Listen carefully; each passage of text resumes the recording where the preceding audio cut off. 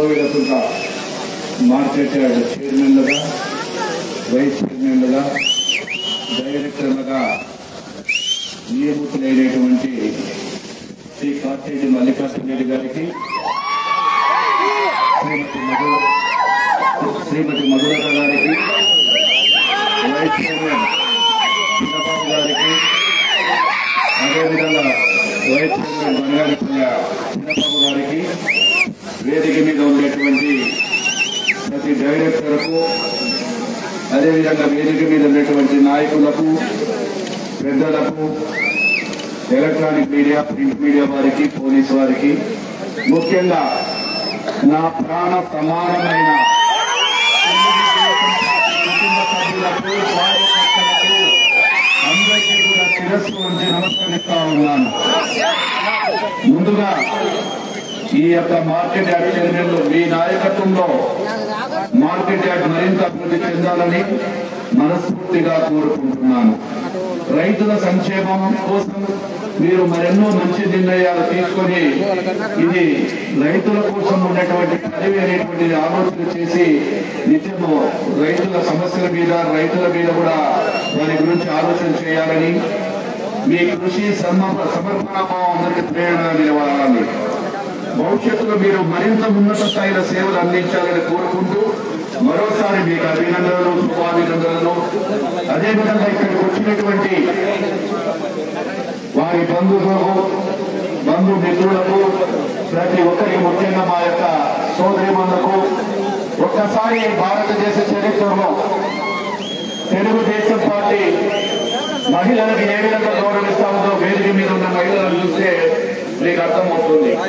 అంటే అన్ని కులాల వారికి, అన్ని మహిళలకు అందరికీ ఎంత ప్రాధాన్యం ఇచ్చారో అన్ని కులాల వారికి ఈరోజు మేము తీసుకునేటువంటి నిర్ణయం, పార్టీ నిర్ణయం, కూటమి ప్రభుత్వం తీసుకున్న నిర్ణయం. అంటే కుల మతాలకు అందరికీ సమానమే అనేటువంటిది ఈ కూటమి యొక్క ప్రభుత్వం నిర్ణయాలు. వారందరూ కూడా ఈరోజు వారి కుటుంబ సభ్యులు కూడా అందరూ వచ్చి చూసుకుంటా ఉన్నారు. ఇది ఒక పండుగ. వారి ఇంట్లో జరుగుతున్నటువంటి ఒక వేదిక, వారి ఇంట్లో జరుగుతున్న ఒక ఫంక్షన్, అట్లా భావించి వచ్చినటువంటి వారందరికీ కూడా మరొకసారి అభినందనలు, ఉపాభినందనలు తెలియజేస్తా ఉన్నాము. అదేవిధంగా ఈ యొక్క మహావేదిక ద్వారా నన్ను గెలిపించినటువంటి బనగానపల్లి నియోజకవర్గ ప్రజలకు, నన్ను ఈ ఉన్నతమైన పదవిలో పెట్టినటువంటి, ఈ స్థాయికి తీసుకొచ్చినటువంటి కూటమి కార్యకర్తలకు, ప్రజలకు, ఈ స్టేజిలో నన్ను ఉంచి ఇక్కడనే కాదు దేశ విదేశాలలో కూడా ఒక గౌరవాన్ని ఇచ్చి పెట్టినటువంటి శ్రీ నారా చంద్రబాబు నాయుడు గారికి, శ్రీ పవన్ కళ్యాణ్ గారికి, శ్రీ లోకేష్ బాబు గారికి నా ప్రజల తరఫున నేను కూడా శిరస్సు వచ్చి మీ అందరికీ కూడా అభినందన చేస్తూ పాదాభివందనం చేస్తా ఉన్నాను. ఇది ప్రజల ప్రభుత్వం, కూటమి ప్రభుత్వం. ఆ రోజు ఏదైతే ఎన్నికలకు ముందు మనం చెప్పినటువంటి ప్రతి విషయాన్ని కూడా ఆ రోజు ప్రజా సంక్షేమం కోసం, అభివృద్ధి, సంక్షేమం రెండు విధాలుగా మనం కూటమి ప్రభుత్వం అనేకమైన కార్యక్రమాలను ప్రజల్లోకి తీసుకెళ్లి మేనిఫెస్టోలో పెట్టడం జరిగింది. మరి ఆ రోజు మేనిఫెస్టో ఇచ్చినటువంటి ప్రజలు నమ్మారు. దాదాపుగా 164 సీట్లు ఇచ్చి కేవలం 11 సీట్లకు మాత్రమే పరిమితం చేయడం జరిగింది. అందులో భాగంగా మనం అయితే సూపర్ సిక్స్ పథకాలను మొదలైనటువంటిది పెన్షన్లను వృద్ధులకు 3,000 నుంచి 4,000 పెంచాము, వికలాంగులకు 4,000 నుంచి 6,000 పెంచాము.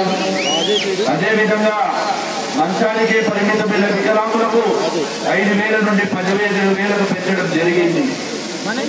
మరి ఒకటి రెండవ పథకం దీపం, సూపర్ సిక్స్ లో భాగమైనటువంటి దీపం పథకాన్ని ప్రతి కుటుంబానికి 3 సిలిండర్లు ఉచితంగా ఇవ్వడం, అన్నదాత సుఖీభవ, రైతులందరికీ కూడా 20,000 కార్యక్రమాన్ని మొదలు పెట్టడం, అదేవిధంగా పేద ప్రజల కోసం, విద్యార్థుల కోసం ప్రతి ఒక్కరు కూడా చదువుకోవాలి, ప్రతి కుటుంబంలో చదువులు అందరికీ రావాలి అనేటువంటి ఉద్దేశంతో ప్రతి కుటుంబానికి, ప్రతి పిల్లవాడికి 15,000 అని చెప్పి ఎంతమంది చదువుకుంటా ఉంటే అంతమందికి కూడా 15,000 రూపాయల ప్రకారం ఇచ్చి భారతదేశ చరిత్రలోనే ఇన్ని సంక్షేమాలు ఇచ్చేటువంటి ప్రభుత్వం భారతదేశం ఏదైనా ఉందంటే ఆ కూటమి ప్రభుత్వం మన చంద్రబాబు గారి నాయకత్వంలో ఉన్నటువంటి ప్రభుత్వం అని కూడా తెలియజేస్తా ఉన్నాను. అదేవిధంగా స్త్రీ శక్తి ఈ రోజు యావత్ భారతదేశం కూడా ఇదే చూస్తా ఉంది. సూపర్ సక్సెస్ గా ఈ యొక్క స్త్రీ శక్తి పథకంలో ప్రజల్లోకి వెళ్ళిపోయింది. స్త్రీలందరూ కూడా సంతోషంగా ఉన్నారు.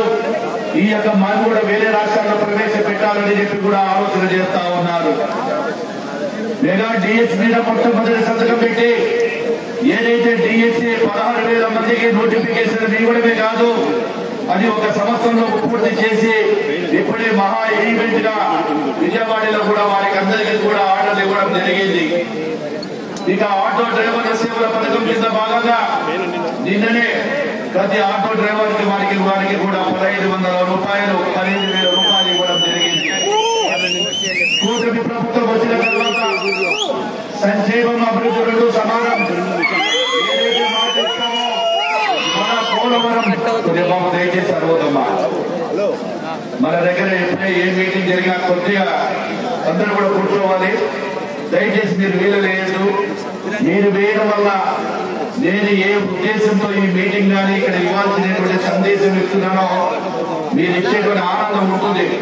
ఎందుకంటే ఒక నాయకుడు మాట్లాడుతూ ఉంటే ఆ ఆనందంలో మా నాయకుడు చెప్పే మాటలు మీకు ఉత్సాహాన్ని ఇస్తాయి. కానీ మనం అందరం కూడా క్రమశిక్షణ కలిగినటువంటి నాయకులు పార్టీ వాళ్ళ లెక్క చిల్లర బోధనలో క్యాకలు ఈలతోనే మాట్లాడే అవసరం ఏం చెప్పి కూడా ఇవ్వదు. నేను చెప్పాల్సినటువంటి 4 మాటలు ప్రతి కార్యకర్తకు ప్రతి నాయకుడికి తెలియాలి. వీళ్ళు కావాలంటే మన చేద్దాం. అదేవిధంగా పోలవరాన్ని పక్కకు పెట్టారు.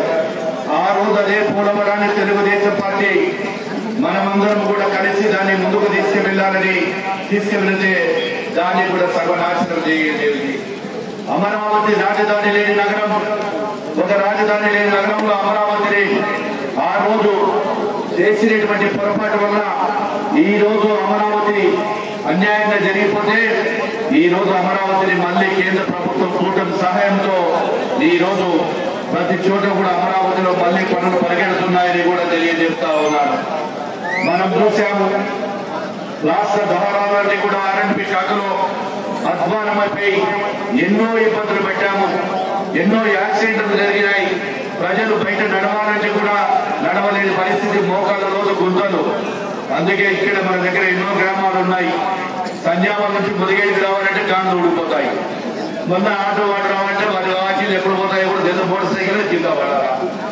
అటువంటి రోడ్లన్నింటినీ కాకుండా రాష్ట్రంలో దాదాపుగా 5,000 కోట్లతో ఆర్ఎండ్బి శాఖలో ఉన్నటువంటి పనులన్నీ కూడా పరిగెడుతున్నాయని చెప్పి గర్వంగా చెప్పుకుంటా ఉన్నాను. నేతన్నలకు ఉచిత విద్యుత్ 200 యూనిట్లు, నాయి బ్రాహ్మణ సోదరులకు 200 యూనిట్లు కూడా ఇవ్వడం జరిగింది. అదేవిధంగా బనగానపల్లి మార్కెట్ యార్డ్ ఇదే 14-19 మధ్యలో నేను శాసనసభ్యుడిగా ఉన్నప్పుడు దాదాపుగా నిధులు తీసుకొచ్చి 1 కోటి రూపాయల చిల్లరతో ఇక్కడే శంకుస్థాపన చేశారు. పనులు మొదలు పెట్టాము. 70% పనులు అయిపోయినాయి. కేవలం కక్ష సాధింపు చర్య. జనార్దన్ రెడ్డి భూమి పూజ చేశాడు. ఈయన 70% పని చేశాడు. ఈ గవర్నమెంట్ పని చేయకూడదు అంటే ప్రజల కోసం నీకు ఎందుకంటే తర్వాత గెలుపు ఓటములు ఎవరికైనా వస్తాయి. నీ జీవితంలో ఎప్పుడైనా ఒక్కసారి దీని గురించి ఆలోచన చేసినావా? కాకసాని రామిరెడ్డి దాదాపుగా 7 సంవత్సరాలు 6 సంవత్సరాలు ఈ గోడలో నిర్మాణ వేస్ట్ గా పడిపోయాయి. ఏ రోజైనా దీని గురించి ఆలోచన చేసి రైతులకు సేవ చేయాలి. నువ్వు కూడా ప్రజలు నిన్ను గెలిపించారు 2019లో. మరి నీకు బాధ్యత లేదా అని అడుగుతున్నారు. నువ్వు ఆ రోజు సత్యసాధింపు చర్యల భాగంగా ఈ గోడలను కూడా పక్కన పెడితే వచ్చిన 6 నెలల నుంచి పనులు మొదలుపెట్టి రంగులు వేసి 1 రోజుల లోపల చెంది ప్రజలకు అంకితం చేస్తాను, రైతు సోదరులకు అంకితం చేస్తానని చెప్పి గర్వంగా చెప్పగలుగుతున్నాను. అదే గర్వంగా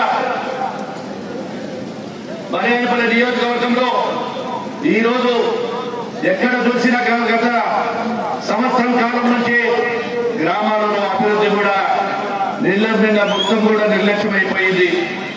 ఈరోజు బనగానపల్లి